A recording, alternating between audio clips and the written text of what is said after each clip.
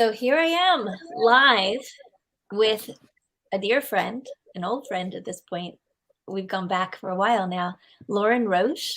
And Lorin, I'm just really thrilled that you're taking time to be here with me talking about meditation today, because I know that your life has become very full as you've started offering these incredible programs online with your beloved Camille Maureen, who sharing intuitive meditation in a very big way these days. So having the time with you feels really special to me today. Thank you for being part of this. Well, good morning, Tara. Good morning, everyone. It's Tara, it's been so fun to be teaching with you at Loyola over the years. This is like 10 years in the 11. yoga 11. yoga program at Loyola Marymount University. Yeah. I have to say, in the early days of the program, we were bringing in people that had different perspectives of meditation. Like we bring in people with different perspectives of yoga, of all kinds of aspects of yoga. And over the years, I started bringing less and less people in for meditation and wanted to focus more with how you offer it, because it just felt so right to me, and instinctively, intuitively, it felt so spot on, that with all of your history and understanding of yoga, that you've really encouraged people to find what is their version, what really speaks to them and works for them individually. So that's pretty awesome, I have to say, because I don't know other traditions that are doing it the way that you and Camille are sharing it in the world. And that's why I really wanted to have this conversation and let people know about what you're doing. Yeah, well, the word meditation refers to a rich world of practices. And the core of meditation practice, if we look at why would people meditate? It's the practice of being in love with the life force, with what we could say is prana shakti in Sanskrit, the the the rivers of power flowing through us always. Air is flowing through us always. Our blood picks it up and carries it through tens of thousands of little tiny rivers or blood vessels, or 100,000 kilometers we have of little teeny and not so teeny blood vessels. So the body is always dancing. The body is always in motion, rhythmic motion and pulsation with all of the forces of life. As no matter where you are on earth, your body is pulsating and dancing with the ocean of air that we're a part of, with the gravity that allows us to stand on the earth and gives us a place to lie down and rest and sit and stand and dance. It's because your body, my body, our bodies are attracted inward toward the center of the earth that we have a place to stand. So we're actually always dancing in a gravitational field, as well as in this ocean of air and the other elements. And meditation practices, in essence, are a celebration of this dance. It's it's a deep mistake to think of meditation as stillness, sitting still, blanking your mind. The sooner you delete those concepts from your vocabulary, the better. And if you want to cling to the idea that you must blank out your mind, you've got to block thoughts, you've got to sit still, I think it would be better to not meditate. Go do something else. Paint, study poetry, play a musical instrument, study something else. Because meditation is intimate, you go in to your inner circuitry. And since life is a dance, if you try to impose stagnation on your inner life, eventually it'll come true. And then you'll wind up stagnant. This happened probably to millions of people. I've been meditating for 52 some years. I'm 72. So there's all these people that I've started with. And when somebody's been meditating for 20 or 30 or 40 or 50 years, you can sort of see how their life turns out. And so you Mhm. can see people who practice repression and where that gets them. So these things are known. This is not like experimental knowledge or theoretical or a hypothesis. Millions of people in the Western world have been meditating for the last half a century. And meditation refers to thousands of different techniques. In addition, we each make up modifications of the techniques, whether we know it or not.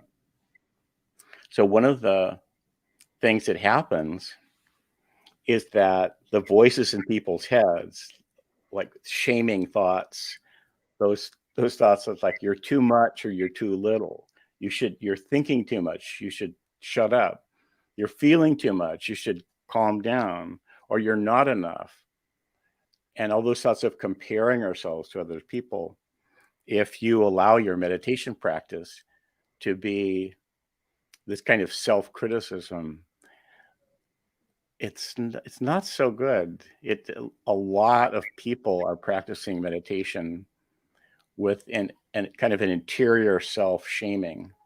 Mm-hmm. And so that's to be avoided. It's like if you're playing a musical instrument, you're holding it wrong, so you injure your spine and your hands. Mm-hmm. Or if you're going to the gym, doing an exercise that your body's not ready for or isn't designed for you. So in meditation, you want to make sure that your approach is completely healthy for you, for your individuality. That's the most important thing. And it's hard to find teachers who honor your individuality first of all.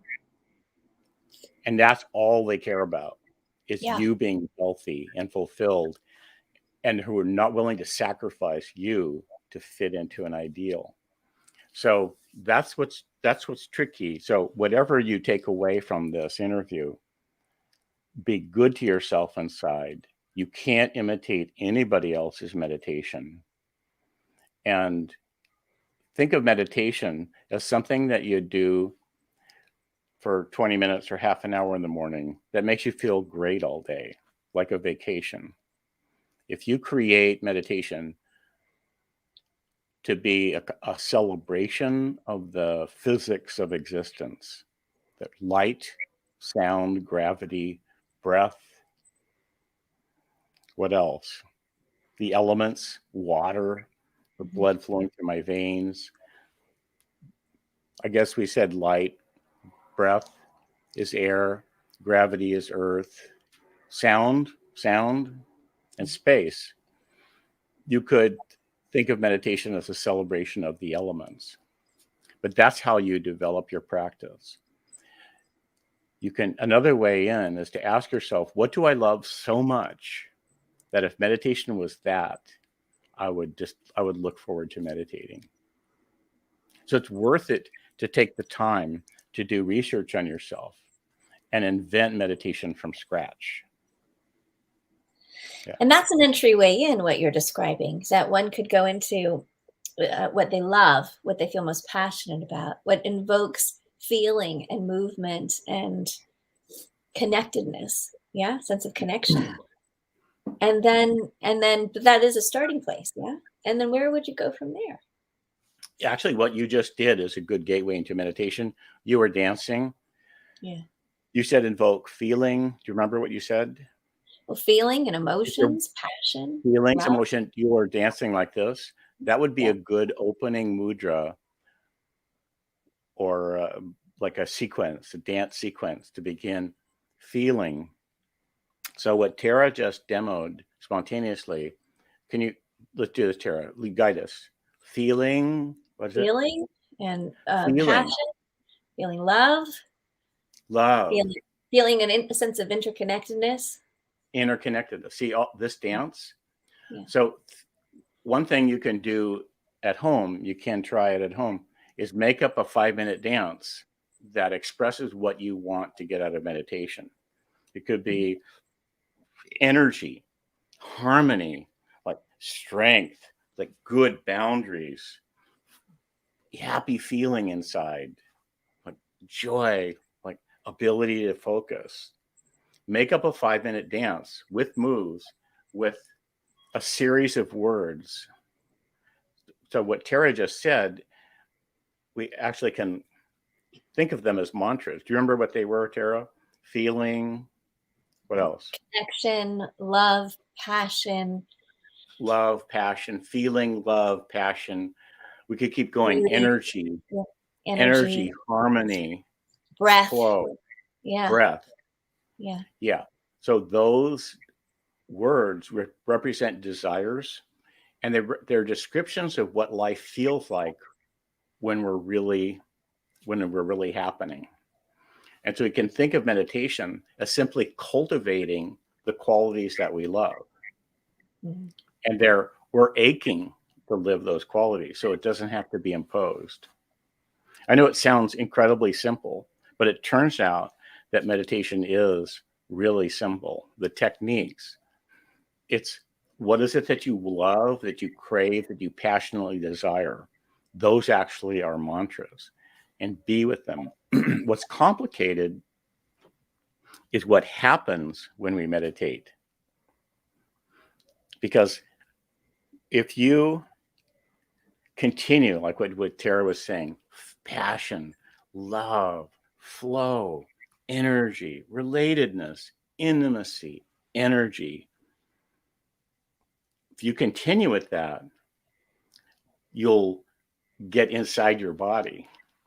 You'll get inside your heart and your passion. And what happens when we're intimate with ourselves is what's complicated. What happens when we are so in our own life force or with our life force, yoga means union. When we are with ourselves, healing happens. And healing is game on. It's a big adventure. Like if you meditate, say you on love, energy, relatedness, joy, expressiveness, energy. So you get the feeling, yeah, this is the way I want to live. The next thing that'll happen in some way is you'll have to clear out the obstacles to that. So fear of love might come up.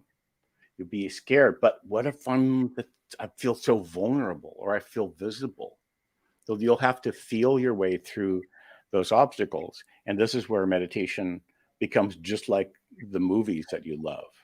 Like every movie, every show that you love, the characters that you identify with are facing huge obstacles and they have to figure out how to get through them.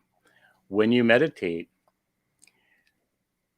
and say you're meditating on love and joy, energy, harmony, you might have days of feeling this kind of magical, just back from vacation feeling.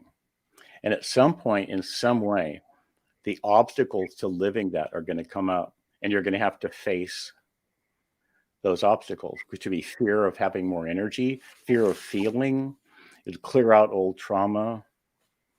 So you might need some short-term therapy to help you deal with those obstacles. And therapy, there's body therapy, there's dance therapy. Some vocal teachers is a great way to actually do like therapy. There's all kinds of talk therapy. There's art therapy. So be alert for the many, many types of therapy, but you might need a coach to help you embody your next step because it's thrilling.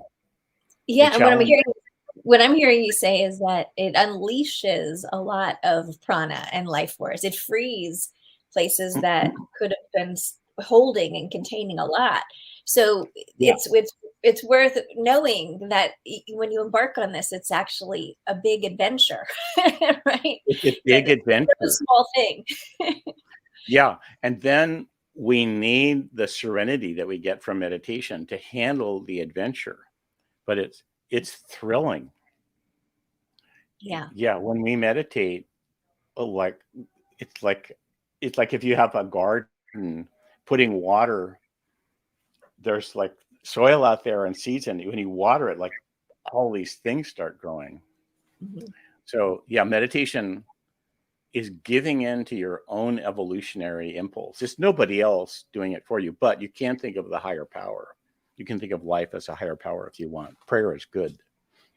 It's interesting to me because having such a love of many aspects of yoga in my lifetime, um, some of the yogic traditions and writings do sound like they're very disciplinarian and sound more rigid and based on all these rules you're meant to follow that are one angle or one part of things. But then there's literature like the Radiance Sutras that reminds us that it's a poetry, that yoga is a passionate relationship, right? That it's a love affair. And Yeah. you brought that into my life, the Radiant Sutras. I didn't know about it till I met you. And it opened a door that was so comforting and reassuring to know that one could love so much with yoga and have this different perspective as opposed to the more austere, rigid monk kind of approach to these practices. Can you talk about that? Yeah. Well, to mention discipline, the real discipline is to honor your individuality. Yes. Being locked in a cage, like there's kinky sex. Some people pay a small fortune to go to see a dominatrix and be spanked or humiliated or tied up. And there's kinkiness in yoga. And some people like that, the sense of being dominated and you're subjected. And so that is called discipline, bondage and discipline. And another form of discipline, which is much more subtle and in a way harder, is to sense your individuality and craft the discipline that helps you to thrive during the day. So it's a discipline of relaxation. So, like if you look at dancers, skateboarders, snowboarders, skiers, gymnasts, they look so fluid. They make it look effortless, like they're just like snowboarders. And those people that jump out of airplanes, they're practicing an incredible discipline. You can't say they're not disciplined. Mm-hmm. Their craft skill is like a level of mastery. Those things you can see on YouTube, that's a discipline. The discipline talked about in the Radiance Sutras is that developing that with the craft skill of being yourself. So let's play with this sutra. Is there anyone that you're thinking of, Tara? Not off the top of my head. No, I do Yeah. love so I many of think them. we'll do we'll play around with 26, which Okay. is so I'll read the Sanskrit. It's Great. it's a style that I I learned in 1969 from my teacher. It's a particular kind of chanting of Sanskrit. Hrdya Akasha Nilin Aksha Padma Samputa Majiga. The one who is at play everywhere says, there is a space in the heart where everything meets. Come here if you want to find me. Mind, senses, soul, eternity, all are here. Are you here? Enter the bowl of vastness that is the heart. Listen to the song that is always resonating. Give yourself to it with total abandon. Quiet ecstasy is here, and a steady, regal sense of resting in a perfect spot. Once you know the way, the nature of attention will call you to return again and again. again and again answer that call and be saturated with knowing I belong here. I am at home. I belong here. I am at home. Hrdya, Akasha,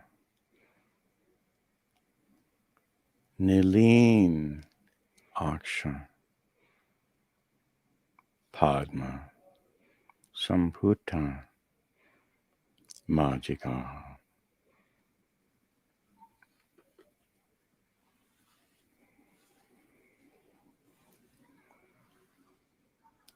And there's so many layers of meaning in the Sanskrit. Each verse is 32 syllables. Exactly. So it's coded that way so that they could memorize it and chant it. And so if they dropped a syllable, it would be obvious because they didn't trust writing. It was a book was something that you memorized and chanted. And they wanted to make sure that the meaning was there. So they crafted the Sanskrit to have as much meaning as possible. And one of the words used is alight, that attention alights in the space of the heart. And the word is like when the way the birds alight on a branch. Think about that. So they're not saying put your attention in the heart or concentrate on the heart, or it's an invitation. So they mentioned the heart is always resonating. And so the technique is to be alighting. Like we no sooner think of the song of the heart than there's that sense of wonder. Like, what is the song of my heart? And so that hint of like alighting, it's so different than the idea of concentrating or put the attention. A lot of times in meditation instructions, there's an unintentional clunky language that ruins the whole idea, like concentrate on the heart or put your attention there. Well, who says your attention isn't already there? Or focus, right? That word even is there. There's Yeah, different energy about it. Yeah, so these words like focus, they're unintentionally harmful. Can you say why that is? Why we call it harmful? It made me tear up when you did. It's like shrink the idea. It's like shrink, and it'll just shrink your attention, and that's not the way the heart works. So like in a yoga class, yoga is mostly women, and women tend to think about the people that they love. So there'd be a class of women like you, Tara, who have kids, and every few minutes they'll feel a pulse of, well, how's my son doing? How's my daughter? How's my dog? How's my boyfriend or husband or maid or girlfriend or them friend? They'll pulse. They'll have a moment of adoration, which is of sharing. If you look at what's happening, here they are in a yoga class or a meditation class, and they take a moment like to love who they love. And when what we think of as discipline, in the fake discipline, that's called mind wandering. And so people shame themselves. So women are being trained to shame themselves for loving who they love. And that their mind is wandering and they're supposed to focus. So what would you suggest in those moments when that arises instead of shaming? Honor the spontaneous thoughts that flow and honor the impulses of love in the heart. That is the heart chakra. So what we think of as as discipline is actually, let's take this term microaggression, is actually a microaggression against the self. So let's toss aside those old concepts and just let the heart be itself in love. And also toss aside the concept that there's mind wandering. There's no such thing. Mm-hmm. And I hear from women all the time this internalized self-shaming. I have a monkey mind. And so when I say no, only monks have a monkey mind. That comes from the boot camp type atmosphere of an ashram. People who live in the world have to-do lists and people that they love. So the discipline of meditation is to cooperate with loving who you love. And that's quite a subtle discipline because we have many thoughts per second sometimes. So that's a higher level of discipline.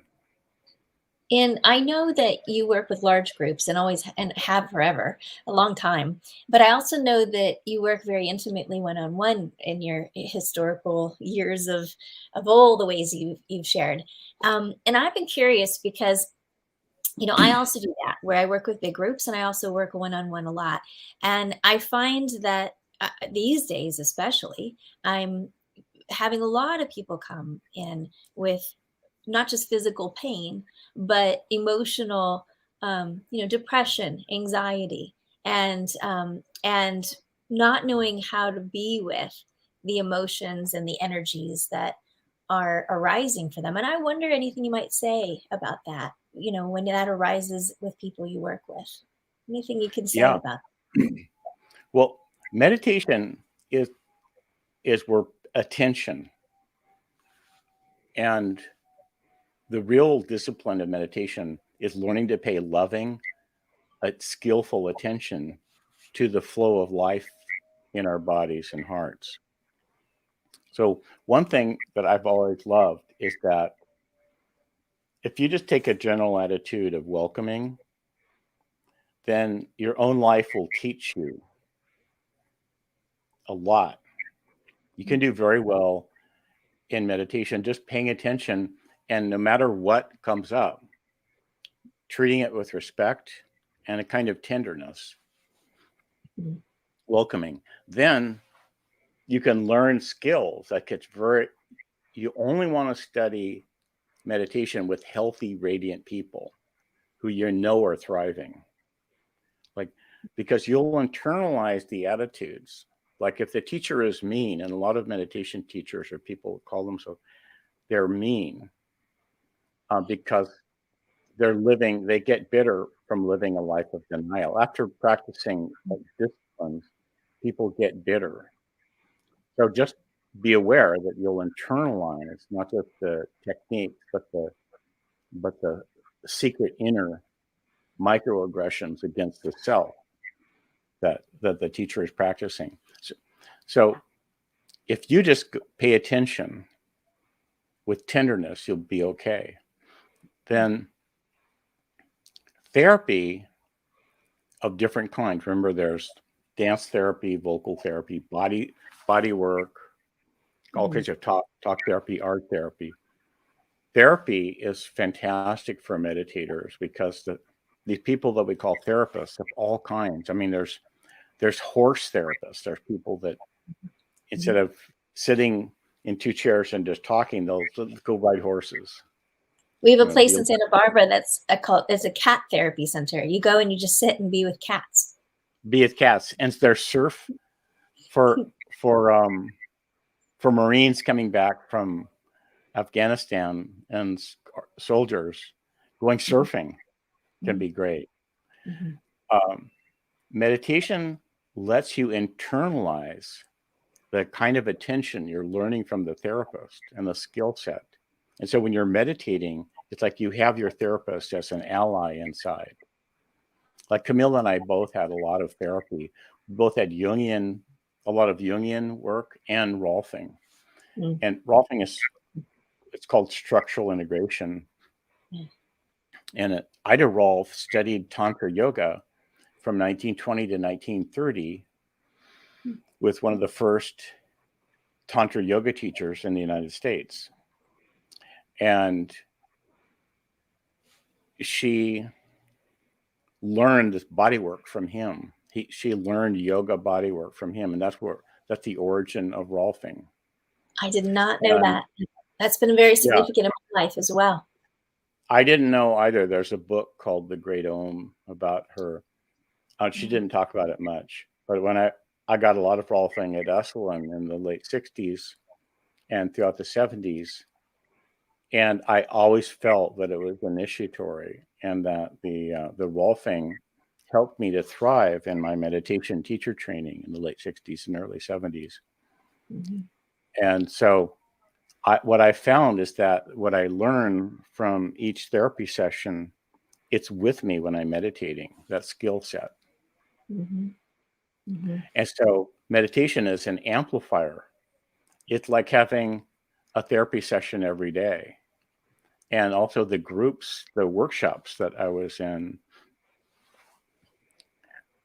When we meditate every day, all the best forms of attention that we've ever learned from friends, dogs, cats, horses, the ocean, therapists of every kind, teachers, guides, mentors, all the best forms of attention are with us.